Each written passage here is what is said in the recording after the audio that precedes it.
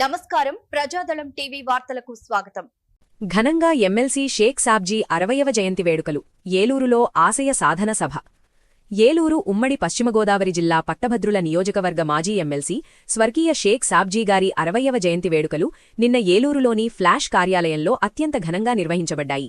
సాబ్జీ గారి సోదరుడు Sheikh Farid Kasim, APSRTC Bahujan employee union chairman గారి ఆధ్వర్యంలో జరిగిన ఈ కార్యక్రమంలో పలువురు ప్రముఖులు, ఆయన అనుచరులు మరియు అభిమానులు పాల్గొని ఘన నివాళులర్పించారు. ఆశయాల బాటలో పయనిద్దాం. ఈ సందర్భంగా షేక్ ఫరీద్ ఖాసిం మరియు ఇతర నాయకులు మాట్లాడుతూ, సాబ్జీగారు తన జీవితాంతం ఉపాధ్యాయుల హక్కుల కోసం, అణగారిన వర్గాల అభ్యున్నతి కోసం అలుపెరగని పోరాటం చేశారని కొనియాడారు. సాబ్జీగారు తన సిద్ధాంతాలకు కట్టుబడి విలువలతో కూడిన రాజకీయం చేశారని గుర్తుచేసుకున్నారు. ఉపాధ్యాయుల గొంతుకగా ఎమ్మెల్సీగా ఉన్న సమయంలో శాసనమండలిలో ఉపాధ్యాయుల సమస్యలపై ఆయన పోరాడిన తీరు చిరస్మరణీయమని పేర్కొన్నారు. పదవుల కంటే ప్రజాసేవకే ఆయన ప్రాధాన్యత ఇచ్చారని, ఆయన ఆశయాలను ముందుకు తీసుకెళ్లడమే మనమాయనకిచ్చే నిజమైన నివాళి అని ఈ సందర్భంగా తెలిపారు. కార్యక్రమ విశేషాలు. ఈ వేడుకల్లో భాగంగా సాబ్జీగారి చిత్రపటానికి పూలమాలలు వేసి శ్రద్ధాంజలి ఘటించారు. ఆయన ఆశయ సాధన కోసం ప్రతి ఒక్కరూ పునరంకితం కావాలని పిలుపునిచ్చారు. ఈ కార్యక్రమంలో ఫ్లాష్ కార్యాలయ సిబ్బంది, స్థానిక నేతలు మరియు సాబ్జీగారి అభిమానులు పెద్ద సంఖ్యలో పాల్గొన్నారు.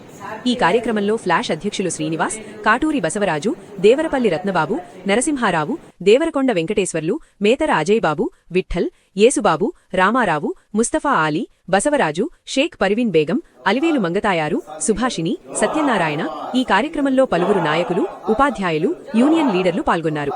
సభా సమావేశానికి ఆఫీసు ఇచ్చిన శ్రీనివాస్ గారికి ధన్యవాదాలు తెలిపినారు పరిధి ఖాసిం గారు. ప్రజాదళం టీవీ న్యూస్.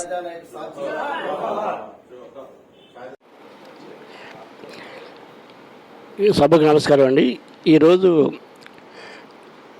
షేక్ సాబ్జీ గారు 60వ జన్మదినోత్సవం సందర్భంగా నా ఆహ్వానాన్ని మన్నించి వచ్చిన మీరందరికీ కూడా నా హృదయపూర్వక ధన్యవాదాలు తెలియజేసుకుంటున్నాను.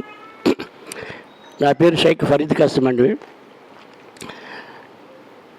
ఏ ఆశయాల కోసం అయితే ఆయన జీవించారో ఆ ఆశయాల సాధన కోసం ఆయన చివరి రక్తం పట్టు వరకు కూడా పోరాటం చేసి అదే బాటలో ఆయన పరమపదించడం, జనాల హృదయంలో స్థిరస్థాయిగా నిలిచిపోవడం ఒక పక్క గర్వకారణంగా ఉన్న మాకు తీరని బాధ మాకు మిగిల్చెళ్ళారు.